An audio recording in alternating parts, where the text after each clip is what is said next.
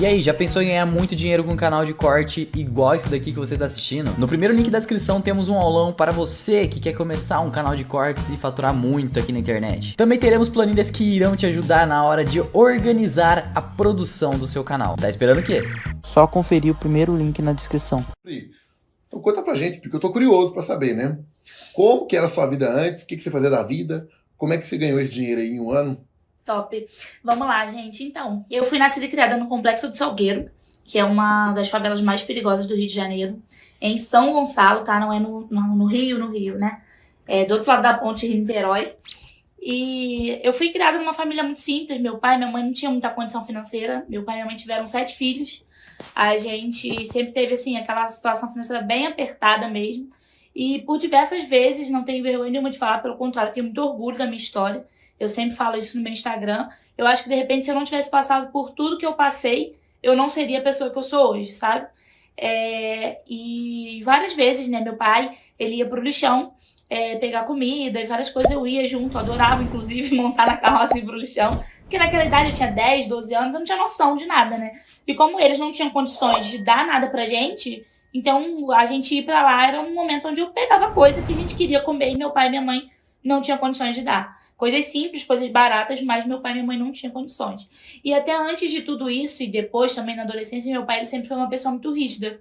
Ele sempre foi, até hoje ele é, uma pessoa muito... com um pensamento muito antigo, sabe? Ele nunca deixou a gente ir em lugar nenhum, nunca deixou a gente fazer nada, nenhum dos filhos, nenhum.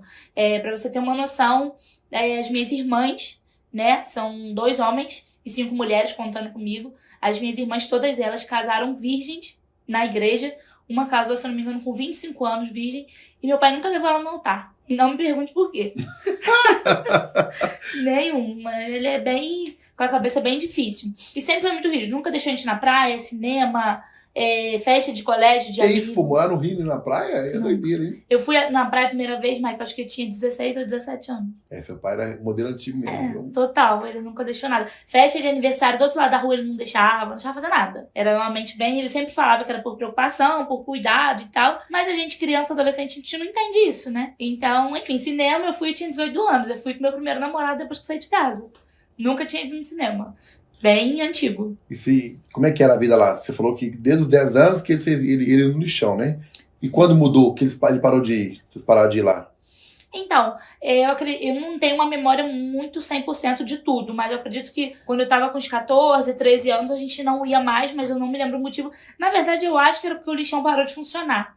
Acho que a prefeitura, na época, tirou, não parou de funcionar e não tinha mais. Não foi nem porque a gente tinha mudado de vida, nada do tipo. Foi porque realmente parou de funcionar. Meu pai era feirante, ele trabalhava com venda de animais na feira. E era o jeito que ele tinha de sustentar a casa. E enfim, né, aquele tempo todo ali, aquela vida toda, sofrendo aquilo ali, todos os irmãos nas mesmas condições. Meu pai nunca deixou ninguém fazer nada. Sempre foi bem difícil pra todo mundo.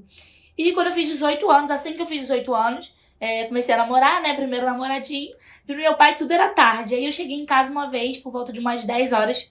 Umas 10 horas da noite. E ele brigou comigo e me mandou embora de casa. Naquele dia. Do nada? Falou, vai com Jesus, vai embora de casa. Só que foi uma coisa assim, de raiva do momento. Na hora que ele mandou, ele mandou eu voltar. Só que eu malandramente meti o pé porque eu já não queria mais ficar, entendeu? Aproveitou o momento. Aproveitei o momento e... fui embora e nunca mais voltei. Aí foi onde eu comecei a dar uma respirada. Comecei a viver um pouco. Comecei a trabalhar. Já trabalhava antes, né? Eu trabalhava em casa lotérica. Desde os 14 anos eu comecei a trabalhar. Comecei a dar meu jeito. Trabalhar em loja de roupa e tal. Mas com 17, 18 anos foi quando eu saí. Que aí eu assinei minha carteira numa casa lotérica e tal. Eu comecei a respirar um pouquinho. E confesso pra você que foi pauleira. Eu lembro que eu aluguei uma kitnet e fui morar sozinha, né? Nessa kitnet. E eu não tinha nada, né? Não tinha nada.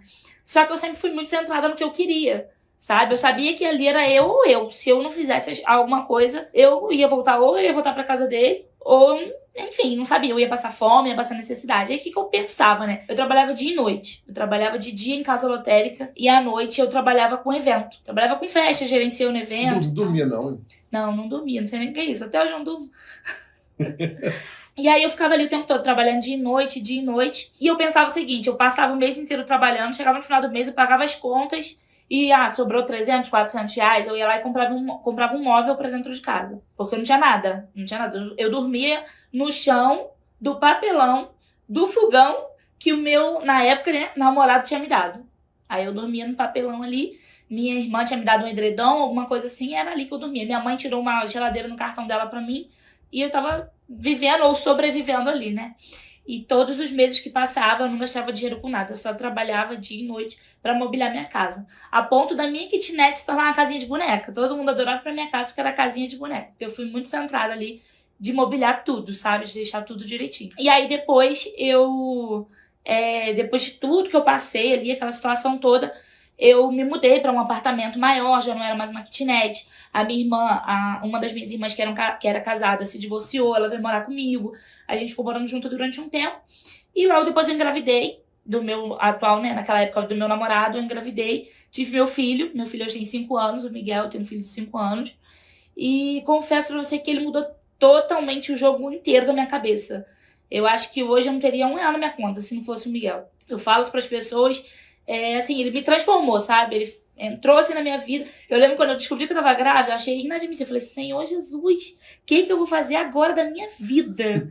Meu Deus do céu, que merda que eu fui arrumar. Só que aí você escuta o coração a primeira vez, fudeu tudo. Aí tu quer o resto da vida aquela criança ali com você. E aí, beleza, fui aos trancos e barrancos, meu filho nasceu. Passei muita dificuldade com ele também. Ele nasceu... Pobre é foda, né? Tá na situação difícil, arruma um filho, né? É foda, viu? Foi loucura. Eu lembro que quando ele nasceu, ele tinha infecção no sangue. Nossa. E a enfermeira veio assim, tava todas as mães, né, com o seu bebezinho já no dia seguinte. A enfermeira veio e falou, mãe, seu filho não vai vir não, seu filho tá com infecção no sangue. E médico, enfermeiro fala de qualquer jeito, né? E eu não entendia. Naquele momento ali eu só sabia chorar. Eu falei, meu Deus, vou perder meu filho. Enfim, a gente ficou ali durante 5 dias tomando antibiótico. Ele ficou tomando antibiótico no sangue. Era horrível, porque às vezes tinha que achar vacina no pé, na mão, achar aveia no pé, na mão. É difícil de achar aveia em criança. E aí, beleza, a gente foi pra casa. Só que assim que ele nasceu, a minha irmã que tava comigo no hospital, ela percebeu que ele tava com uma dificuldade de respirar. E foi nisso que ele voltou pra incubadora, né? Voltou lá onde ficam as enfermeiras com os bebês. E no dia seguinte ela falou isso pra mim. Só que eu ainda não sabia exatamente o que era. Pra mim era só aquela infecção no sangue.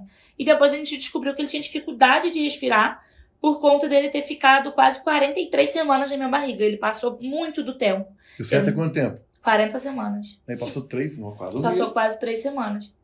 E aí ele não conseguia respirar sozinho, não conseguia respirar direito. Enfim, aí só pra resumir, a gente foi umas 3 vezes pra casa e a gente voltava pro hospital porque ele não conseguia respirar, ao ponto de na terceira vez a gente chegou na Unimed, a médica falou, não mãe, eu vou internar seu filho, porque senão você vai perder ele em casa.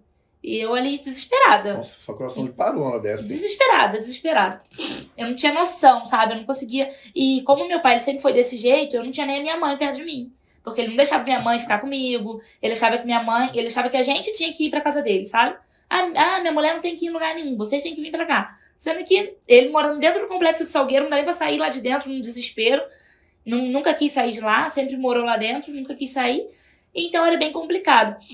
Aí a gente ficou 10 dias no CTI. Eu quase perdi ele no CTI. Ele ficou lá dentro da incubadora, cheio de coisinha colada no corpo. E beleza, aí a gente veio pra casa no 11º dia. Ele teve alta e foi, assim, uma barreira, sabe? Lá dentro. Porque você vê outras mães perdendo filhos lá dentro, sabe? Você vê as criancinhas morrendo, você fica assim, meu Deus, salva meu filho. Salva meu filho. É um desespero que você não... Só quem passa por aquilo ali consegue entender tudo que tá acontecendo, o propósito de Deus naquilo ali, porque você fica desesperado. Você fica desesperado, essa é a palavra. Você fica desesperado. Você tem uma criança que você sente que a sua vida começou a partir daquele momento. Porque quando você tem um filho, a sua vida parece que tá renascendo e ao mesmo tempo, em menos de um mês, você passar por tudo aquilo ali, parece que tudo que você viveu ali, eu tive meu filho com 22 ou 23, tudo que eu vivi não valeu de nada, era só aquele mês ali e Deus estava me mostrando 1000 coisas, sabe? Enfim, aí a gente foi pra casa, eu agradecendo a Deus, achei que tinha acabado, né? Aí eu cheguei em casa num belo dia. Agora mais um problema? Mais um. Eu cheguei em casa num belo dia, fui trocar a fralda dele, ele tava evacuando sangue. Nossa, coitada da criança. Gente. Ele tava evacuando sangue e eu já tinha um histórico na família, que era o meu sobrinho. Aí eu liguei pro pediatra dele, que é o mês de pediatra do meu sobrinho, e ele falou, olha, é hereditário, isso aí ele tá com alergia à proteína do leite de vaca. Então, tudo que você come, que vai pro seu leite materno, passa pra ele e ele tá evacuando sangue. Chegou a criar uma fissura no ânus dele, de tanto que ele evacuava sangue. Foi, assim, bem chato, sabe? Era de eu ajoelhar assim e falar, Deus, pelo amor, por favor, cura meu filho que eu não aguento mais. A gente ficou assim durante uns 6 meses. Ele tomava um leite que custava R$200, uma lata de leite. E a lata durava 2 ou 3 dias no máximo. Nossa, meu amigo, que isso. Era surreal. Só de lembrar, eu já fico assim, não consigo nem acreditar. Mas você tinha dinheiro nessa época? Ganhava Tinha dinheiro? nada. Tinha nada. Cheguei a pedir doação no Facebook. Não tinha dinheiro. Porque imagina, se tomar 2 no dia 15 vezes 200 dá quanto? Não tinha dinheiro. Quanto que dá 15 vezes 200 aí? 3 mil? É dinheiro, viu? Era mais Muita fácil. grana. Eu multiplicar por 2, né? Burro pra caramba.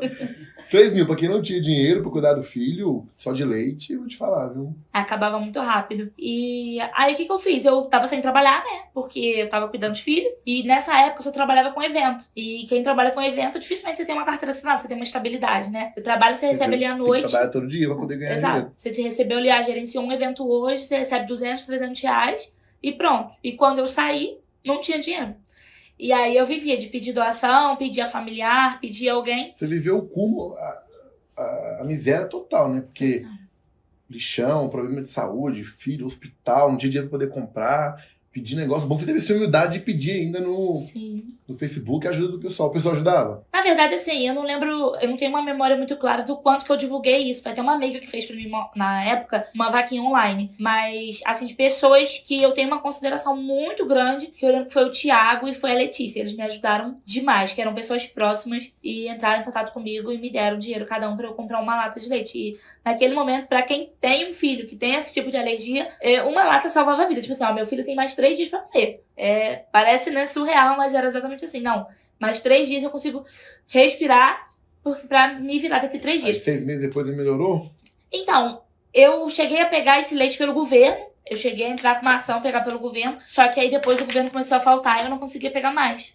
Foi onde me bateu o desespero e eu comecei a pedir pela internet. Até antes disso, eu ainda conseguia. Primeiro, eu pedia doação, mas para pessoas próximas. Eu não cheguei a ir pra internet pedir, sabe? E aí foi o tempo de eu entrar com a ação na justiça e conseguir o leite pelo governo. Aí eu tinha que ir lá no centro do Rio de Janeiro, uma vez por mês, assinar lá e pegava 16 latas. Acho que era isso, 16 ou 17 latas. E aí eu pegava e trazia pra casa, enfim. E depois, quando o governo parou, tava em falta no governo, no Ministério da Saúde do Rio de Janeiro tava em falta, e eu precisei ir pra internet pedir, que foram esses meus amigos que me ajudaram. Mas aí depois de um tempo, né, a criança vai crescendo, vai ficando com um sistema mais forte. Graças a Deus ele ficou curado da alergia. Aí te motivou a querer trabalhar com internet depois disso aí?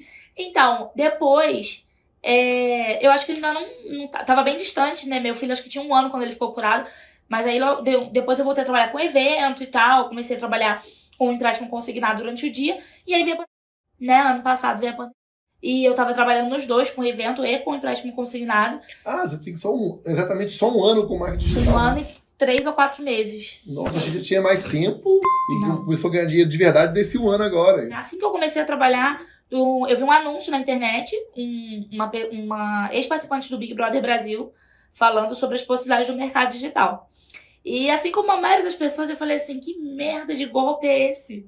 Que porra é essa aqui, gente? Todo mundo acha que é golpe, né? Todo mundo acha que é golpe. E aí, mas eu falei assim, eu gosto de golpe, então eu vou lá. Vou cair no golpe aqui.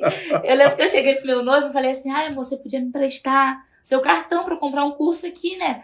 Aí ele, gata, não pode ver um golpe que quer cair, né? Bom, pessoal, eu tenho uma coisa que eu quero falar. Foi até o Thiago Finch que falou isso. Porque as pessoas, muita gente sai de casa e pensa assim, que todo mundo vai dar golpe, que todo mundo vai enganar. Mas pensa comigo.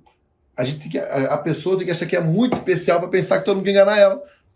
Não é assim. Ninguém sai de casa todo dia, vou enganar alguém. Você sai de casa com esse pensamento? Vou enganar alguém? Então as pessoas que estão assistindo a gente, cuidado com isso. Você achar que todo mundo quer te enganar, quer te dar golpe e tudo. Você tem que ser muito especial pra isso, pô. Não faz sentido. No mínimo, se for, eu acho que qualquer pessoa que age com essa má fé de dar golpe, uma pessoa que, vou enganar alguém, vai procurar alguém que tenha dinheiro. Alguém que tenha dinheiro pra perder, né, pro golpe. Não vai procurar qualquer pessoa da internet. É complicado. É um pensamento até que pra você pensar aquilo ali, você tem que ver se você tá no raciocínio certo. Mas enfim, aí eu vi aquele anúncio, perguntei ele falou, você não pode ver um golpe que quer cair, porque eu canso sempre de cair em golpe. Eu sempre fui a louca que cair em golpe, porque eu queria empreender. Eu sabia que eu não nasci pra viver aquela vida. Eu queria arrumar dinheiro de algum jeito. Os meus sonhos eram... Eu costumo sempre falar isso quando eu tô conversando com algum cliente. Eu falo, olha, eu sonho muito alto. E é por isso que eu ganho muito bem.